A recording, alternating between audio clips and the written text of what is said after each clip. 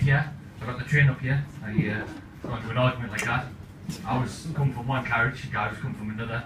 We both need the toilet. So I politely said to the guy, go on ahead. He didn't reciprocate. He just went on ahead. Alright. That's how you want to play it. I stood there, quietly furious. And the third guy came and opened the door because he neglected the locket. Now, in retrospect, I should have said something to the effect of, excuse me mate, somebody in there. Although no. Fuck him. Very glad I did. It was the worst position. He was down like that, pants thrown out. Arm was up, and his arm was in vain because it was one of those revolving automatic doors. You had to wait for it to fully open until it could fully close. All the way just going, no, no, no, no.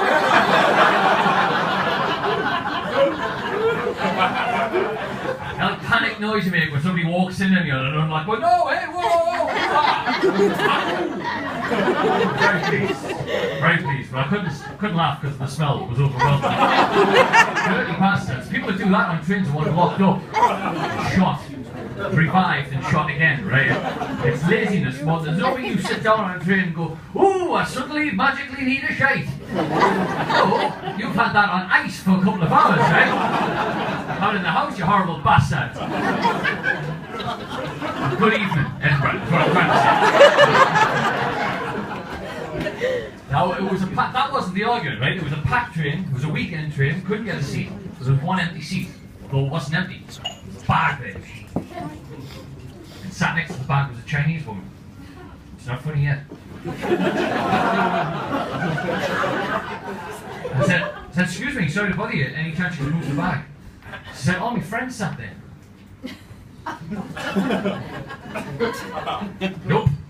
Pretty sure that's a bag, like. Any chance you can shift it? She went, I'm waiting for my friend to get on. I said, get on, the train's already moving. But all we must be at the bathroom then. Now that's 3 excuses. I don't believe it. But I give her the benefit of the doubt. Somebody could be in the bathroom having one of them horrible rank unflushed trains. 10 minutes elapsed, still nothing, still stood here like a wanker. I said, sorry about you, still stood here like a wanker. Any chance you could move the bag, I will sit down. Should your friend come back from the bathroom, I will vacate the seat. I thought this was a fair compromise.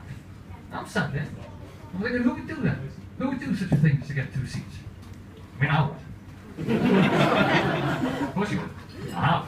I'll do it again. I'll do it all the time, but oh, if someone wants to do it to me, oh, I'm far too important for this to happen to me. This can't possibly happen to me. Just about getting ready to have a go, and then from the bathroom came a Chinese guy. Shit, I don't believe that. She was actually telling the truth. So I stand up, you know, I'm a man of my word, you know, there's your seat back, sir, my apologies and whatnot, don't want to start anything, there you go, there's your seat, sir. The guy obviously looked a little confused, took one look at me, one look at the girl, he shook his head, and carried on walking to his actual seat. And the moral of that story, Carl, you big bloody racist, is that not all Chinese people know each other.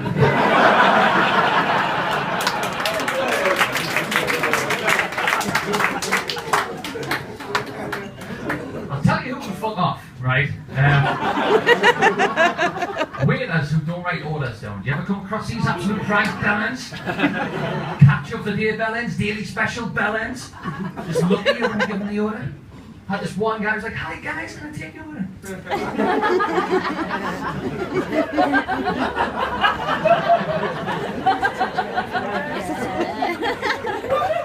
Oh yes, can I get the goujons to start? Can I get the spaghetti meatballs? Can the spaghetti meatballs come with the garlic bread? Yeah.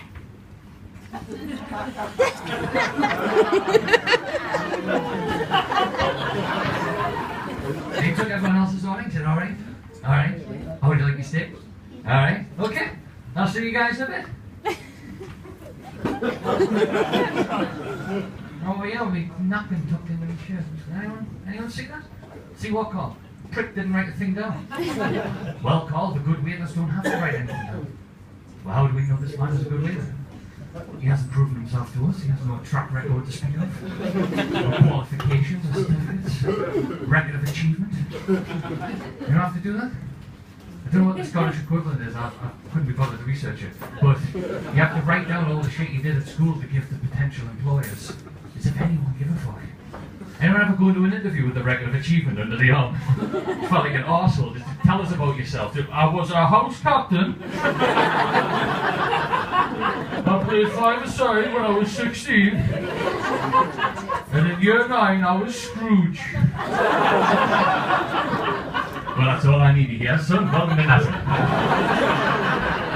Never going to happen. Because, well, Paul, we're going to have to wait and see. Wait and see. Is that the best you can come up with? Is that why we go? Is that why I book a table? Is that why I put on my good shirt? My good underpants? Weekend underpants? Even though it wasn't a weekend night. Most of you probably got your good underpants on tonight. So some of you might want to put them on yesterday and went, no, I'm going to fucking keep them. Blokes will never throw away underpants as well. Never discard underpants, never part with underpants. Blokes will only ever relegate underpants. So you go out underpants, you get a good 6 months out of them, I'd say. They get a good run, they get a good innings, and a couple of holes will start to surface. Perhaps a ball will hang out. So you don't throw them away. They don't throw them away. It's like me to feel around my thighs, you know. I will simply relegate. They will just be my work underpants. I can sit with the odd ball hanging out, can't I? When it's at the desk, no one's going to know. That could be my way of sticking it to the man. You get a few more months out of the work underpants, a few more holes of service, a few more balls will hang out. Hopefully not too many, obviously. More than 2, go to the doctors. After 3 balls. I'll just relegate them again, they'll just be me gym / 5-a-side underpants. The categories just get more bizarre and perverse. You know? Eventually your wife and girlfriend will be pleading, go and throw these underpants. Go and get rid of these underpants. Go, oh no, not me decorating underpants.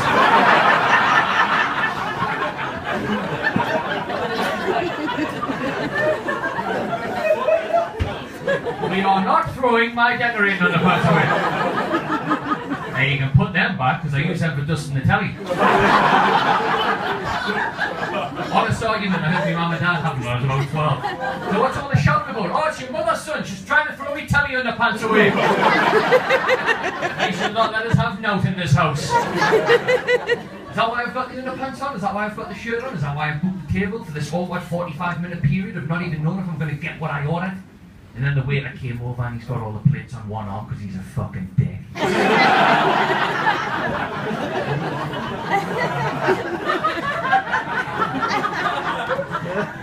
Careful, that one's on. I said that in Glasgow, right, a couple of months back. Nobody was smiling, enjoying themselves, having a good time. Not trying to stereotype or anything, but this is just what happened. Bloke looked at us, no expression, just went, I didn't know what I was. And I had to pretend to get him another plate. Oh, no. Well, is that better? He went, much. Head paste. Very good. Everyone's got the meal? Enjoy your meal. I said, whoa, get back here, enjoy your meal. Is everything alright, sir? What, no? Everything's not alright. You said enjoy your meal. Now that would imply in restaurant terms you are fucking off for the immediate future. Could you please assure me that the garlic bread I ordered is on? Johnny said, what? Are you sure you ordered the garlic bread?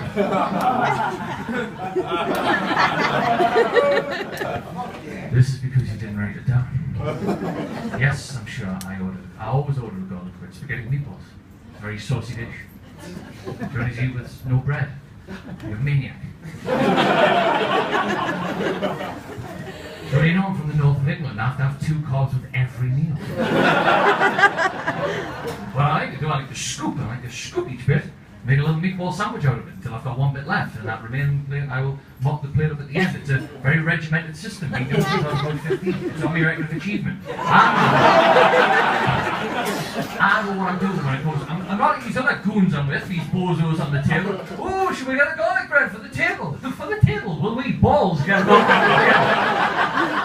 There it is, tapas. Fuck off.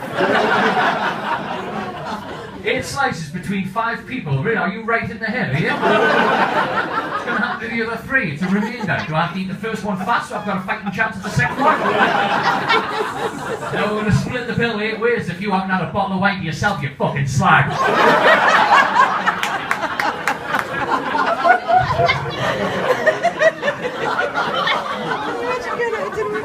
I like it how the First comedian Roy Campbell does topical, relevant, political material. Not me, I just get angry about garlic bread. And then the waiter came back over. Said, sir, the garlic bread's going to take another 8 to 10 minutes, you still want it? I said, in 8 to 10 minutes, not only will I finish my meal is long gone. I'll be on to my friend's leftovers. No, I don't want it. Get it off the bill. Now when the bill arrived, well, it wasn't on the bill. Hey, if it was on the bill, I would not be here telling you the story now. You're locked up. Circled, service not included. Now that annoyed me for a couple of reasons. One, after that easily avoidable garlic bread fiasco, yes, I'm not exaggerating, I still had the cheek, the arrogance, the outright audacity to ask for a tip. And two, he circled it, so he had access to pens all along.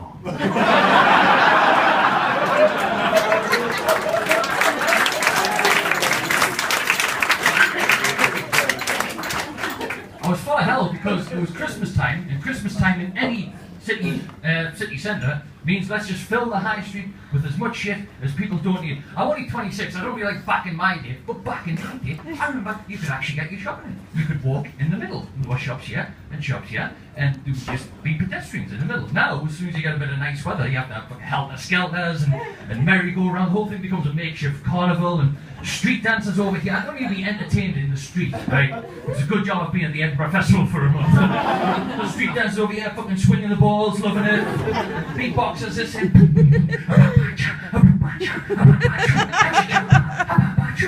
what do people do? Do they walk past like they should? No, they plonk all the shopping down in the middle of the street so no one can get past. Oh, hey, he's good, isn't he? He's good. Isn't that guy good? No, he's 15, he's got exams, he should be wanking, he should be getting whacked.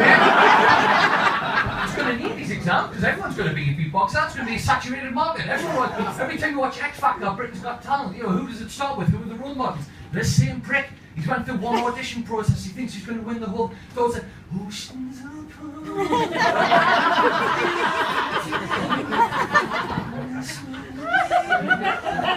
Tim was going, oh, I'll never go back to my real job now. I'll never go back to my day job now. I couldn't go back to my day. I should go back to my day. It was soul destroying. It was the great. It was £9 an hour, you daft cunt. There's a recession on you now. Good luck making that back, covering Bruno Mars outside of Greg's. Just because we're in the street doesn't mean you have to watch them. If you're on the telly, you wouldn't watch them. If you're on the telly, you change the channel in a heartbeat. Not only would you change the channel, but you'd shout at the telly as you're doing it. You ever do that? Not only change the channel, you have to shout it as if that somehow registers your complaint towards the program. You might even be watching it, you just become 3-year-old. Coming up next, Tim and Vanessa will be making a teriyaki glazed salmon. And will they? Will they now? Where's the remote? Well, they'll not be doing it in this fucking house.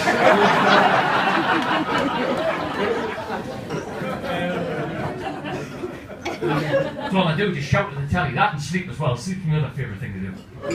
Tell me how much I love sleep. Did you ever do that thing where you start chopping bits off your regular morning routine in exchange for just a little bit more sleep? It starts off quite innocuous, doesn't it? You wake up, you're like, yeah, I should get up now, but what can I do?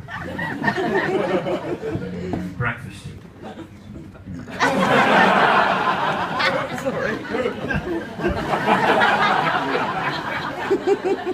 Then you get another 5 minutes, so that's a lovely 5 minutes. Right. Shower. I don't need a shower. That's me. I had a shower last week. I'm just getting my balls in the same. Got a hole in the underpants, so I like me to take that. Then you start getting creative, but you're half asleep, so the ideas are fucking mental again. Right? Can I get ready in bed? Is that a thing? That's what people do. You have a dream, you get ready in bed, you put your tie on, your shoes on. You wake up 5 minutes after you're supposed to have left the house, you're like, for fuck's sake, I have not got ready in bed. Huh? And I need a piss now as well, that's right. Now there's a pint glass on the floor. Hey, there's no question about I think it's fine to piss in the pint, but the question I and anyone else in this situation asks themselves is, do I have more than a pint of piss inside?